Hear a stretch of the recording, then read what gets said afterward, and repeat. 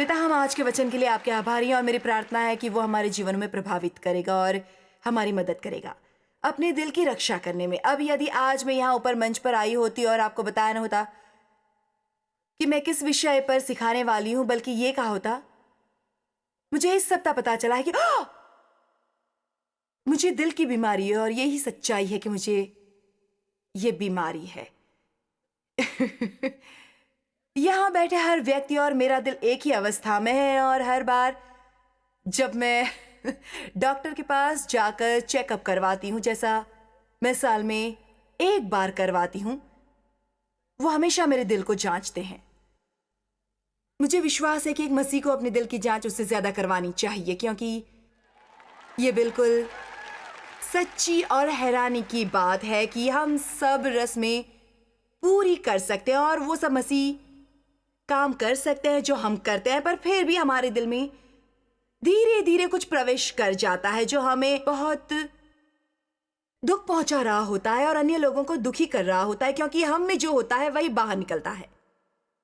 और जितनी जल्दी हम खोज निकालते हैं दिल की किसी गलत अवस्था को और उसमें सुधार लाते हैं, हमारे लिए उतना ही अच्छा होता है। हम अपने जीवन की गलत बातों के साथ निपटने में जितनी ज्यादा देर करेंगे, वो उतनी ही गहराई में समाएंगी और उतना ही कठिन होगा उनसे निपटना। इसलिए हम इस सप्ताह बहुत समय लगाने वाले हैं बात करने में अपने दिल की अवस्था के बारे में और इस बारे में कि परमेश्वर कैसे हमारे दिलों को परखते हैं। जीवन में हम जो परीक्षाएं देते हैं वो हमारे लिए बहुत महत्वपूर्ण होती है। ऐसा नहीं कि परमेश्वर हमारी सहन शक्ति की परीक्षा लेने के लिए हमारे साथ खेल खेल रहे हैं, ये जानने के लिए नहीं कि हमारे दिल में क्या है, क्योंकि वो पहले ही सब जानते हैं, बल्कि वो चाहते हैं कि हम देखें कि हमारे में क्या है। और कई बार हमें उससे ताज्जुब होता है जो अंदर होता है। आमीन। हम कहते हैं विश्वास नहीं होता मैंने ऐसा किया था, और वो हमें वो बातें दिखाता है ताकि हम उनका सामना कर सके, उनसे निपटे। इसी तरह हम बढ़ते हैं। सत्य हमें आजाद करता है। हम कभी आजाद नहीं होते अज्ञानता में रहकर और धोखे में रहकर। शैतान अज्ञानता, अंधियारे का राजा है। हमारे जीवन में जिस चीज को वो छिपा कर रख सकता है उस पर नियंत्रण कर सकता है, पर जब वो सामने आती हैं और पर्दाफाश होता है, यदि हम उसे सही नजरिए से देखने को और परमेश्वर को उसे निपटने देने के लिए तैयार होते हैं, हम आजादी के नए स्तर पर जा सकते हैं। आमीन। इसलिए नीति वचन 4:23, सबसे अधिक अपने मन की रक्षा कर, क्योंकि जीवन का मूल स्रोत वही है। आइए इस पर विचार करते हैं। यहां ये नहीं कहा कि कोई अन्य आपके दिल की रक्षा करेगा। ये नहीं लिखा कि परमेश्वर आपके दिल की रक्षा करेगा, जॉस आपके दिल की रक्षा करेगी, आपके पड़ोसी करेंगे, पादरी करेंगे, बल्कि ये अपने मन की रक्षा कर।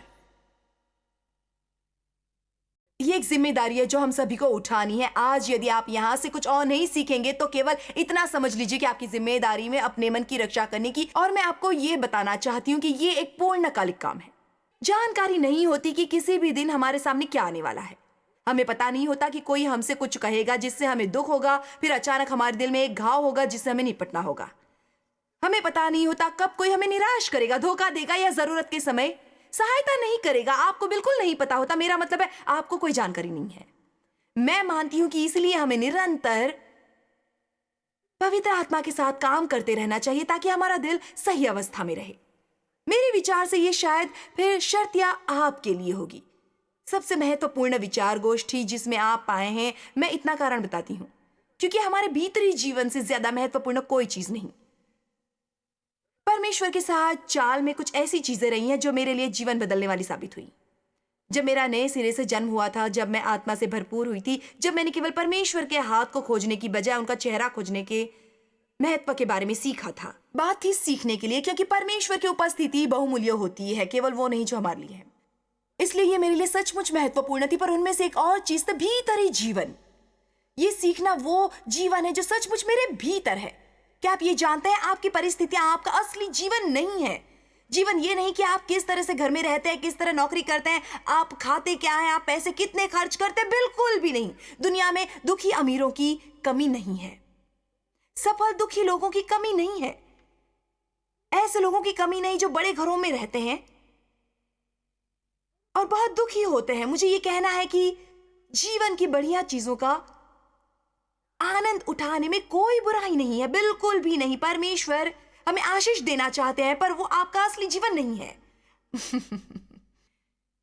आपका असली जीवन वो जीवन है जो आपके भीतर है, और ये विस्मयकारी है कि आप कितने प्रसन्न हो सकते हैं अत्यधिक बुरी परिस्थितियों के बीचों बीच भी। और आप कितने शांत हो सकते हैं उस खलबली के बीचों बीच भी जो आप दुनिया में फैली हुई देखते हैं, यदि आप जानते होंगे कैसे अपने दिल को रखना है सही अवस्था में। क्या कोई आमीन कहेगा?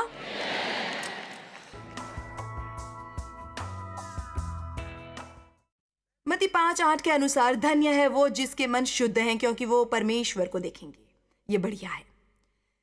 क्या आप परमेश्वर से सुनना चाहते हैं? अपने दिल को शुद्ध रखे परमेश्वर के रहस्य जानना चाहते हैं? अपने दिल को शुद्ध रखें। धन्य है वो जिनके मन शुद्ध हैं, क्योंकि वो परमेश्वर को देखेंगे। ये जरूरी नहीं कि इसका ये अर्थ है कि हम उन्हें अपनी आंखों से देखेंगे, पर हम सब उनकी उपस्थिति के बारे में जानते हैं। पत्रस 3:3-4 कितना महत्वपूर्ण है। भीतर का मनुष्य परमेश्वर के लिए। आइए इसे स्क्रीन पर देखते हैं। और तुम्हारा श्रृंगार दिखावटी न हो, अर्थात बाल गूंथने और सोने के गहने या भांति भांति के कपड़े पहने तक सीमित न हो, वरन तुम्हारा छिपा हुआ और गुप्त मनुष्यत्व नम्रता और मन की दीनता की अविनाशी सजावट से सुसज्जित रहे, ऐसी भावना के साथ जो कभी दूषित नहीं होती, जिसकी मनोहरता कभी कम नहीं होती, और एक शांत आत्मा जो व्याकुल और चिंता से ग्रस्त नहीं है, क्योंकि परमेश्वर की दृष्टि में इसका मूल्य बड़ा है। अब मुझे कुछ मिनटों के लिए केवल स्त्रियों से बात करनी है। मैं एक उदाहरण देना चाहती हूँ। देव हर सुबह तैयार होने में बहुत समय लगाते हैं, पर उतना नहीं जितना मैं लगाती हूँ। और मैं ये मानती हूँ कि यदि हम उतना समय लगाएं अपने दिलों को जानने में जितना हम चेहरों को जांचने में लगाते हैं, अब जानते ही हम कैसे होते हैं। जिस आईने के सामने से गुजरते हैं उसमें झांकते रहते हैं, हम अपनी पर्स में भी रखते हैं। मैंने मंच पर आने से पहले अपना आईना निकाल कर देखा था खुद को। मेरा मतलब, मैं होटल में तैयार हुई, वहां से निकलने से पहले मैंने फिर से जांचा। मैंने अपनी ड्रेस जांची, मेकअप जांचा, कान की बुटियां जांची, अपने बाल जांचे। ये सच है, हम हमेशा जांचते हैं। मेरा मतलब, मैं वहां पहुंची तो ग्रीन रूम में एक आईना था। मैं वहां नहीं गई, उन्हें ग्रीन रूम कहते हैं, मैं वहीं थी। ग्रीन नहीं होते, खैर मैं वहां आईने में खुद को दिख रही थी। वहां से निकली तो अपने उस छोटे आईने में निहारा। वहां खड़े होकर मैंने उसे जल्दी से निकाला ताकि अपने आप को देख सकूं। यदि हम इतना कष्ट उठा सकते हैं देखने के लिए कि हम कैसे दिखते हैं, ये देखने के लिए कि सब ठीक है, लिपस्टिक, बाल, कान की बालियां स्थान पर हैं, सब ठीक ठाक है, जिप बंद है, फिर हम शर्तिया अपने दिल की जांच करने में थोड़ा समय लगा सकते हैं। क्योंकि हकीकत यह है कि परमेश्वर सचमुच इतने प्रभावित नहीं होते मेरी ड्रेस से, क्योंकि वो असल में जो देखते हैं, और शत्रु भी देखता है कि मैं आत्मिक रूप से कैसे सुसज्जित होती हूं। मैं चाहती हूं कि आप सचमुच ये तथ्य समझ लें कि आत्मिक राज्य भी उतना ही असली है जितनी कि प्राकृतिक दुनिया। हम उसे देख नहीं सकते, इसका यह मतलब नहीं कि वो नहीं है। हमें ज्यादा ध्यान देना आरंभ करना है अपने भीतरी जीवन को, अपने विचारों को और अपने रुखों को। आमीन। क्या यहां एक बात समझ चुके हैं आप? अब हमारे दिल में शामिल है, जब हम दिल की बात करते हैं उसमें शामिल है भावनाएं, हमारे पूर्ण आत्मिक जीवन की, मानसिक जीवन की, और हमारा शारीरिक जीवन। वो सबसे भीतर का या सबसे ज्यादा गुप्त हिस्सा है हमारे जीवन का। हमारा सबसे गहरा हिस्सा है हमारा दिल। उन पहले सबको मैं एक जो मैंने परमेश्वर से सीखे तो, और मुझे अभी भी याद है, मैं अपने घर में वहां बैठी थी, जिस सोफे पर बैठी थी मैं उस समय कुछ लोगों को घर पर बाइबल का अध्ययन करवा रही थी। हमारा एक बहुत बड़ा स्वप्न और एक योजना थी, पर मैं उस मकाम से बहुत बहुत दूर थी। उस समय मेरे 3 बच्चे थे और मेरा मकसद होता था उन्हें दोपहर को थोड़ा सुलाना ताकि कुछ घंटों तक मैं अध्ययन कर सकती। मुझे महसूस होता कि मेरे जीवन पर एक बुलावा है। मैं बाइबल स्कूल नहीं जा सकती थी, मेरे 3 बच्चे थे, इसलिए मैं अध्ययन करती थी। हर दिन पवित्र आत्मा के स्कूल में उन पहली बातों में से एक जो परमेश्वर ने मुझे सिखाई थी और जो मेरे विचार से बहुत ज्यादा महत्वपूर्ण है हमारे जीवनों के लिए, और वो सबक जिसे हमें बार बार सीखना चाहिए, उद्देश्यों का महत्व, क्योंकि हमारे कामों से उद्देश्यों का पता नहीं चलता। ध्यान दीजिए, उद्देश्यों का अर्थ ये नहीं कि हम क्या करते हैं, बल्कि हम वो क्यों कर रहे हैं। और बाइबल हमें स्पष्ट बताती है कुरिन्थियों 3:13-15 में, जो हम पढ़ेंगे, कि चाहे हम कैसी भी भलाई के काम करें, यदि हम उन्हें गलत उद्देश्य से करेंगे तब वो काम परमेश्वर को स्वीकृत नहीं होते और हम उनका फल नहीं प्राप्त करते। मुझे हैरत होती है कि कैसे बहुत से लोग अपने सारे जीवन गुजारते हैं, अन्य लोगों को प्रभावित करने की कोशिश करते हैं अपने सब भले कामों और नेक कामों के जरिए, और फैसले के दिन जब वो काम गुजरते हैं आग की आंखों में से, जो मैं मानती हूं कि यीशु हैं, जब वो आग में से गुजरते हैं वो राख बन जाते हैं। कुरिन्थियों 3:13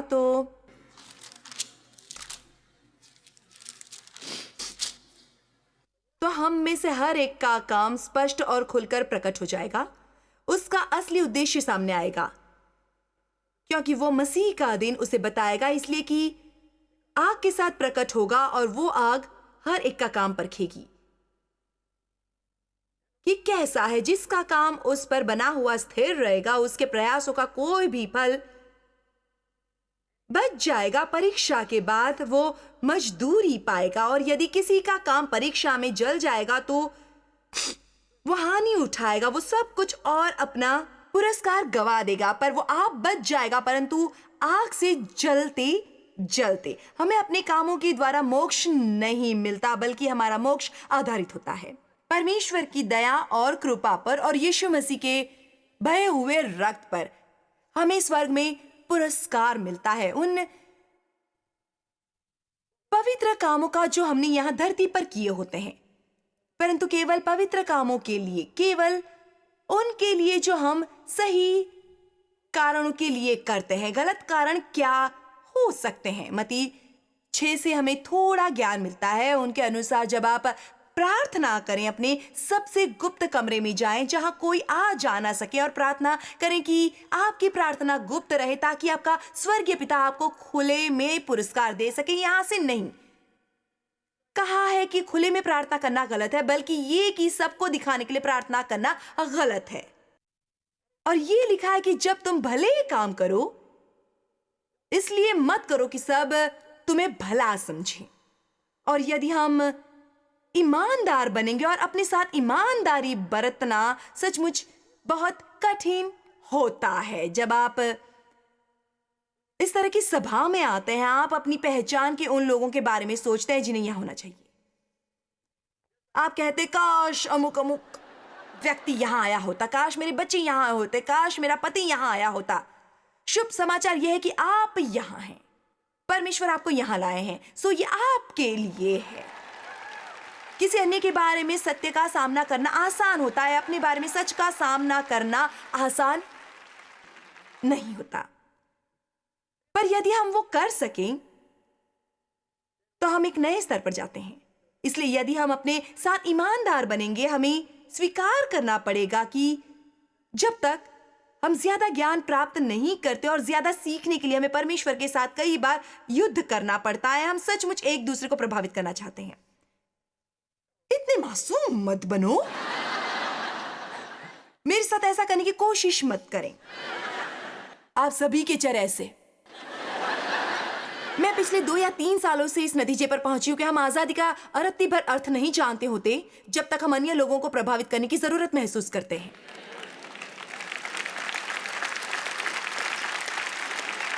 हम सचमुच आजाद होते हैं जब हम जो करते हैं प्रभु के लिए करते हैं, क्योंकि हम प्रभु से प्रेम करते हैं और इसकी परवाह करते हैं कि वो क्या सोचते हैं। और इसकी परवाह नहीं करते कि दूसरे क्या सोचते हैं हमारे कामों के बारे में। इसलिए हमें आराम करना है। यदि हम चाहते हैं कि हमारे दिल सही हो, हमें उद्देश्यों को समझकर शुरुआत करनी है। मेरी सलाह यह है कि आप आने वाले सप्ताह में समय निकालकर अपने से एक मुलाकात करें। अपने कैलेंडर पर लिख लें, अपने को आधे दिन की अपॉइंटमेंट दें।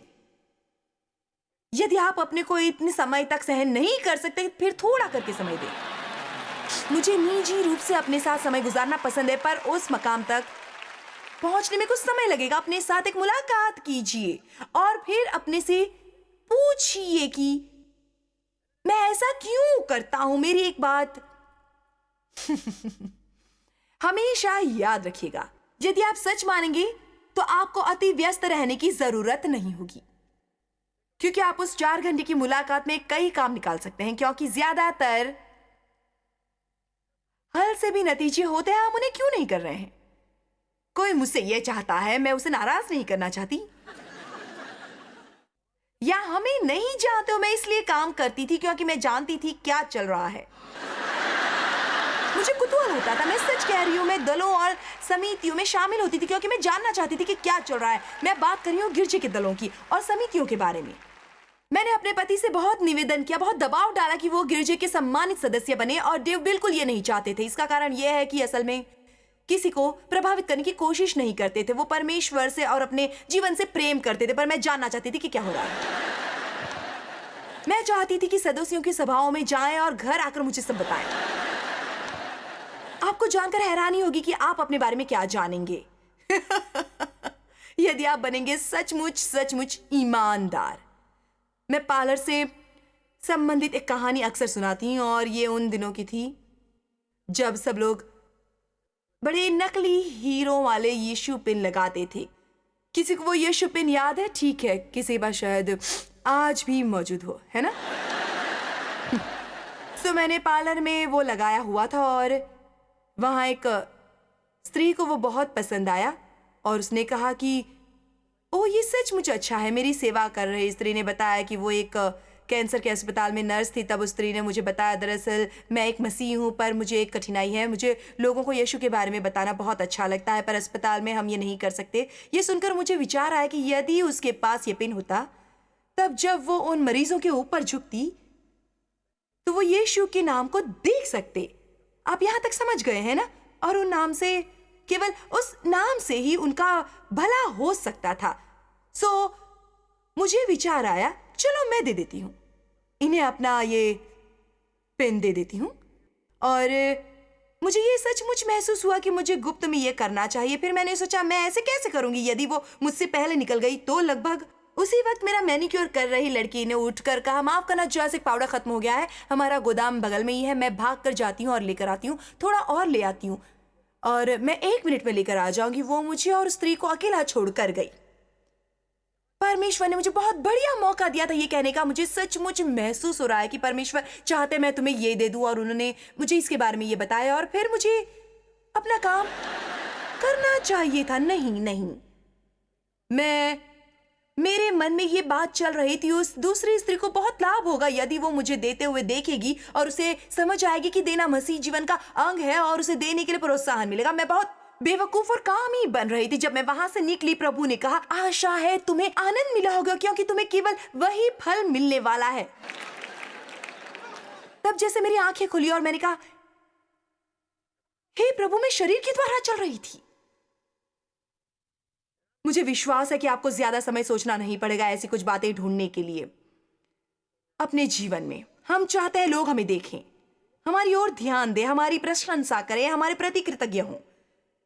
हम चाहते हैं कोई हमें शाबाशी दे और हमारे आगे पीछे घूमे। ये सब ठीक होता है यदि परमेश्वर आपको वो दे, पर यदि आप स्वयं चालबाजी से वो सब हासिल करते हैं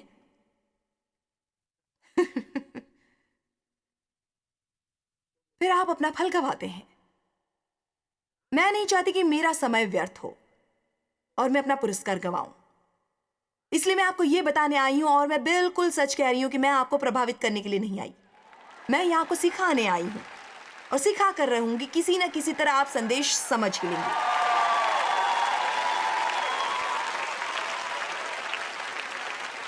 अब हम बात करना आरंभ करने वाले हैं अपने दिल की अलग अलग अवस्थाओं के बारे में। पहले दिल की अवस्था जिसके बारे में बात करूंगी वह है कठोर दिल। बाइबल में कठोर दिल के बारे में बहुत लिखा है। इब्रानियों 3:7-8।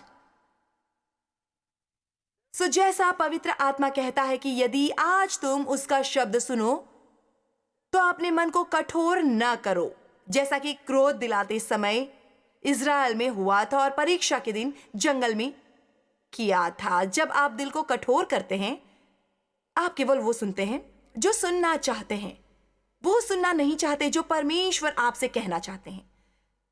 जब आपका दिल कठोर होता है और परमेश्वर के प्रति संवेदनशील नहीं होता, हम चयन करके सुनते हैं, हमें आत्मिक बहरापन होता है।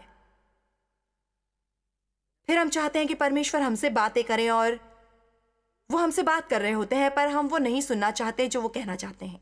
जब आप दिल कठोर बनाते हैं, आपके लिए सचमुच कठिन हो जाता है बच्चों जैसा विश्वास करना और परमेश्वर पर विश्वास करना। यह बहुत महत्वपूर्ण है कि हमारा दिल कोमल हो परमेश्वर के सामने। एक गीत आज हमने गाया था, break my heart with what breaks yours. मेरा मानना है कि हमें परमेश्वर को हमारा दिल कोमल बनाने के लिए कहना चाहिए। मैंने इसके बारे में बहुत विचार किया। मेरे विचार से ये 2 तरीकों द्वारा हो सकता है और उनमें से एक तरीका दूसरे से ज्यादा उपयुक्त है। यदि मैं मांस के एक टुकड़े को कोमल बनाने की कोशिश करूंगी, मैं एक बड़े छुरी का इस्तेमाल कर सकती हूँ। और मुझे कुछ देर से इसकी याद आई, मैं यहाँ एक लाने वाली थी, पर मुझे सबका प्रबंध करने का समय नहीं मिला, इसलिए मैं चाहती हूँ कि आप इसकी कल्पना करें। मेरा मतलब है, मैंने अपनी माँ को देखा था जब मैं छोटी थी। शायद उनके पास मांस को कोमल बनाने का कोई और तरीका नहीं था। वो मांस का टुकड़ा खरीदती और मांस भारी चॉपर ब्लेड वाले छुरी के साथ उस पर टूट पड़ती और असल में पीटती। वैसे मैं किसी को जानती हूं जो सबसे बढ़िया टिक्का बनाता है जो मैंने कभी खाया है, और वो दिन भर उन पर कोई लेप लगाकर रखता है। मैंने ये सीखा है कि यदि मैं परमेश्वर की उपस्थिति में समय गुजारूं, मेरा दिल कोमल बनता है, क्योंकि ऐसा नहीं होता कि आप परमेश्वर के साथ रहें बहुत समय तक और उनके जैसे न बने। सो मुझे तेल वाला तरीका पसंद है, पर यदि लोग परमेश्वर के साथ समय नहीं गुजारेंगे आसान तरीके से काम नहीं करेंगे, परमेश्वर आपको ऐसी परिस्थितियों में लाएंगे कि उनसे बाहर निकलकर आपको लगेगा आप बड़े छुरी वाली प्रक्रिया से गुजरे हैं। क्या कोई मेरे साथ सहमत है? ठीक है, पर हमें यह आश्वस्त करने की जरूरत है कि हमारे अंतःकरण और हमारे मन रहे कोमल। जॉय स्माइल मिनिस्ट्रीज में आप हमारे लिए कितने अहम हैं, इसका आपको अंदाजा नहीं। हम आपके आभारी हैं और हम धन्यवाद करते हैं अपने सब मित्रों और सहयोगियों का कि उन्होंने इस विश्वव्यापी सेवकाई को संभव बनाया। मिलकर हम भूखों को खिला रहे हैं, गरीबों को पहना रहे हैं और कई देशों में सुसमाचार पहुंचा रहे हैं। कृपया हमसे संपर्क करें या विजिट करें jmmindia.org पर। आज ही अपनी प्रार्थना के अनुरोध बताने के लिए, हमारे साधनों के बारे में और जानकारी और चॉइस की सभाओं का शेड्यूल जानने के लिए और हमारे सहयोगी बन जाएं दुनिया भर में मसीह का प्रेम बांटने के लिए।